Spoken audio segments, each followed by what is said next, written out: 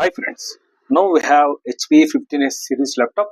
In the laptop there is a problem with the motherboard. Because of this we have removed the panel, and also in this laptop I will show you what are the components will be there inside. I will show you. In this there is a 16 GB DDR4 RAM is there.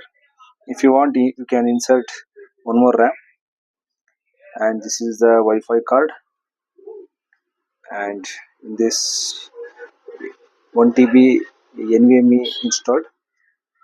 In this laptop there is no SATA option is there. In this laptop you can't install a SATA hard disk here. And also the laptop battery is HT03XL model. Okay, these are the basic features. In this laptop, the left hand side there is a two USB ports, and the right hand side there is one HDMI port and one C connector is there. The charger connector you can, there is a two type of connector we can use. One is this type and one is C type charger. Okay,